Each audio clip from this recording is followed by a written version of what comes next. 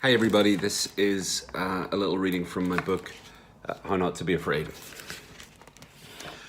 The original title for this book was Seeing in the Dark.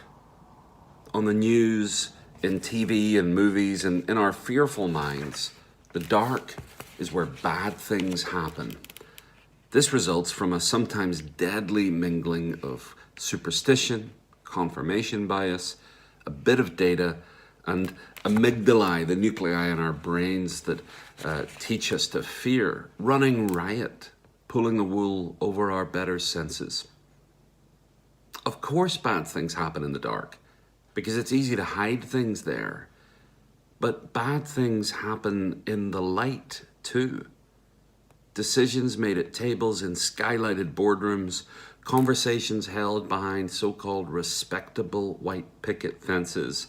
These too are subject to the self-dealing tendencies of human corruption. Just as Shakespeare's Richard III can smile and murder whiles I smile, we all know the term daylight robbery. The 14th Dalai Lama is quoted as saying that the best thing that Americans and presumably anyone in an industrial society can do to live better is to go to bed when it gets dark and to wake up when it's getting light. Light and shadow each bring distinct gifts, and if we don't learn to receive them and to work with them, we might miss life itself. So the dark may be a little scary at times, but wondrous things can happen there too. Fireflies and lovemaking, carol singing and candle lighting, campfire storytelling and cinema, life-renewing hibernation, and irreplaceable motion in the rhythm of life. Beyond that, I'm taken with Virginia Woolf's notion, foregrounded by Rebecca Solnit in her book, Hope in the Dark, that the dark is not necessarily bad or good. It's just dark. By its very nature, we can't see it. Deeper still, in the realm of myth, the dark is where things that could never happen elsewhere are actually possible. I once heard the Irish shaman John Moriarty tell a story of one night seeing the moonlit ocean through his window as he crossed the pitch-dark room to switch on an electric light. The beauty of what he witnessed, light from an astronomical body illuminating the water, was ineffable. But when he switched on the electric light inside the room, the beauty disappeared. He could no longer see the ocean when the light was on. So he switched it off again and stared at the moonlit deep for hours, drinking in the light that could only be seen in the dark. That some things can only be found in the dark, in the not knowing, is a revealing and even transformative truth. And the warm good news is that the dark is already our friend. We're invited to go forward by returning, because darkness was the first thing we knew in the womb. I once had a nightmare that I was being chased down the street by a monstrous figure with a horrifying weapon who was intent on annihilating me. We were both running faster than I felt able, and he kept trying to grab my shoulder to spin me around and kill me. Just at the second he finally got hold of my shoulder, I woke up screaming. Brian had his hand on the center of my back, trying to gently wake me. Having himself been awakened by my cries, he wanted to get me out of the bad dream. "You're okay. You're okay," he said, tender, confident. "You have what you need." By then, I knew enough about how the body retains and resolves trauma to slow down my breathing. So I lay there awake for quite some time, consciously inhaling and exhaling at a pace that would regulate my heart rate and enable me to rearrange the disturbed furniture of my mind. The next day, I pondered the dream. It seemed to me that the man who was trying to kill me represented something like the twin spirits of nihilism and despair, which have so often snatched at my mind when I'm awake. You may feel the same way sometimes. The sense that life is meaningless, or that there is so much pain in the world that we are triggered into unbearable hopelessness. That's a very ordinary feeling. As with so much in the realm touched by fear, that itself is good news, because if such emotions are common, then none of us is alone. But there's even better news. Another night, I had a different dream, and this time I woke up laughing. It was a simple dream about something that really happened to me in 1986. In the dream, and in reality, I was 11 years old, walking down a street, listening to music through what I called a Walkman, but was really a generic knockoff, much less expensive than the official Sony branded model. The song was The Power of Love by Huey Lewis and the News. You may not previously have considered this song to be a profound psychological work, but pay attention and you may find at its heart a fair bit of wisdom. Huey, and indeed the News also, wants us to know that love is free but costly, comes out of nowhere, yet is seemingly everywhere, can overwhelm us, and can stimulate great pain. But if we give ourselves to it, what else could we possibly want or need but love? I woke up dreaming the middle of the song, and I really was laughing, because the feeling I had in my chest listening to that song at 11 years old, the feeling of exhilaration, of possibility, of utter okayness with the world, or at least with whatever was happening in that particular moment, that feeling was suddenly flooding my 42-year-old mind as if it had never left. And it had left, you see, because I had made too many mistakes and taken on too many burdens to hold on to joy. Or at least that was the story I told myself. Anyway, innocence has to grow up before it can become wonder. And here I was, with the very feeling I had known in my chest decades ago, with wonder enveloping me in a dream. And I realized everything that happens to me occurs first in my mind. The perception I have of the world is all I have to go on. And I can consciously choose which lens to wear. The twin spirits of nihilism and despair exist in my mind. The spirit of innocence evolving into wonder exists in my mind too. I can choose what to do with my mind. Just as the body keeps the score of the worst things that have happened to us, so it also retains the happiest. All the joys and hopes and passions and smiles and anticipations and glorious becomings that you have experienced still exist in your body. They really do. They are just waiting for you to remember them and to choose the ways that will bridge the gap between what your ego thinks it wants and what your true self could never lose. The current global crisis is a crisis of storytelling. Tell the story in a way that exaggerates fear, and violence will increase.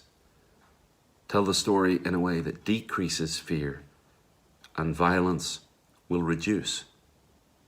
We can transform our fear by the stories we tell. And there is a better story. You know, one of the things that this book tries to explore, first of all, I wrote it to explore my own fear. You know, I don't think we become experts about these things, and I often think it's better to go into something with the vulnerability of saying, I don't know, or I'm curious. But I also wanted to share some lessons that I've learned, and particularly some practices that have been taught to me that have had the effect of transforming and continually transforming my relationship with fear. So I want to share one of those with you now, and then close with a little blessing. This is a really simple exercise. It was taught to me in therapy.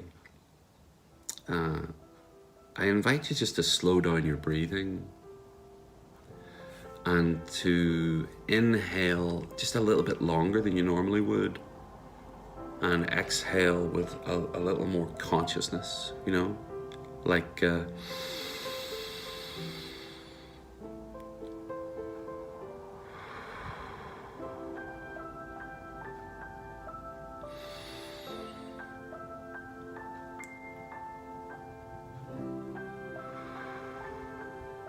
like that.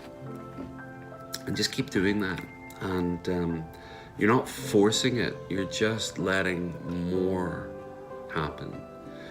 And as you do this, I want to invite you to imagine a thought or an image that reminds you of gratitude or compassion or love. A thought or an image that reminds you of gratitude, compassion, or love. It could be the face of a loved one. It could be a place that you like. It could be your favorite food. It could be even a fictional story that means something to you. As long as it reminds you of gratitude, compassion, or love. And as you breathe in, let that image or thought get clearer. When I do this, I often imagine a drive-in movie theater screen in a desert, and as I inhale, the image is projected onto the screen and it gets bigger and clearer every time I inhale. And when you've done this for a few moments, a few inhales, as we're doing together now, on the next inhale, breathe in and hold your breath for a couple of seconds. And then when you exhale, with your mind, send that image of gratitude, compassion, or love to every cell of your body. Let's do it together. And sending it to every cell of my body as I exhale. And then breathe in again and keep the image getting bigger and clearer. And this time, when you exhale, send it to people that you know who need it.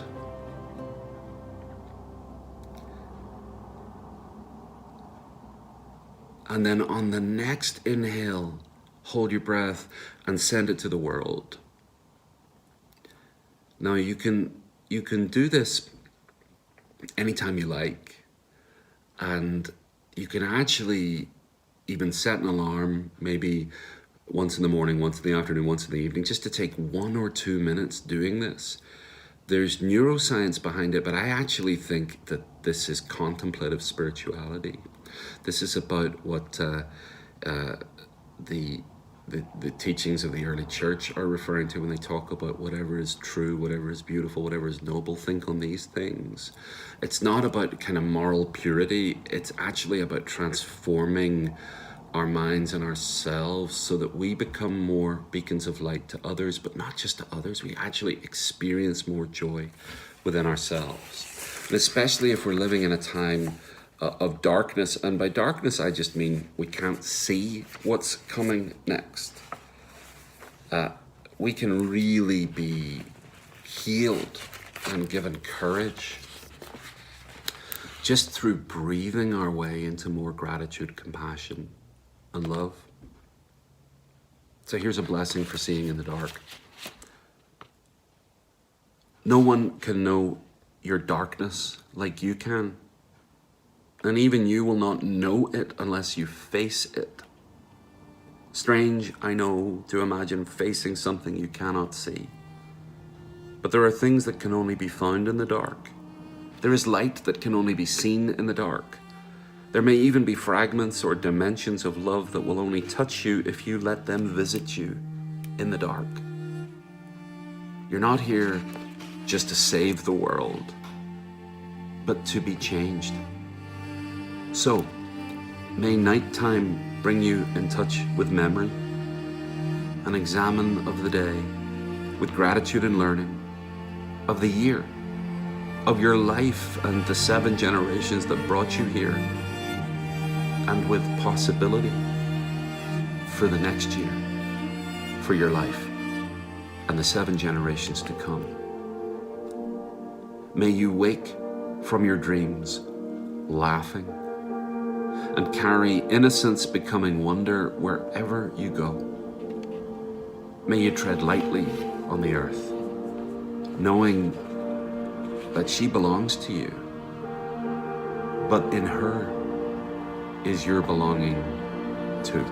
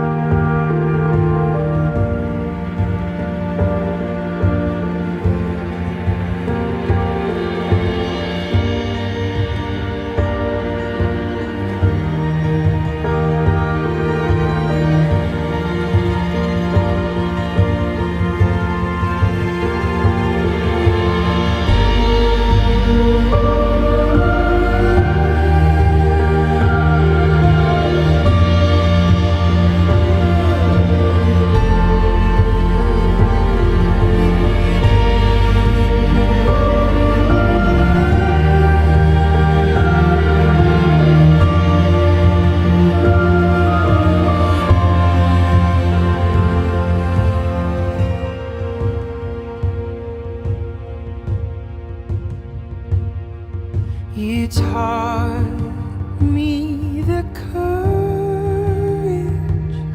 of stars before you left, how light carries on endlessly, even after death, with shortness of breath. You explain the infinite, how rare and beautiful it is to even exist. I couldn't help but ask you to say it all again. I tried to write it down, but I could never find the pen. I'd give anything to hear you say it one more time, that the universe was made just to be seen by my eye. And I couldn't help but ask you to say it all again. I tried to write it down, but I could never find the pen.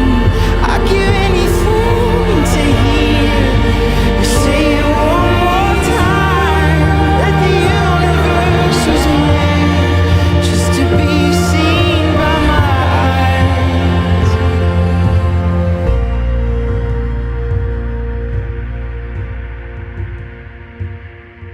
The shortness of breath, I'll explain the infinite,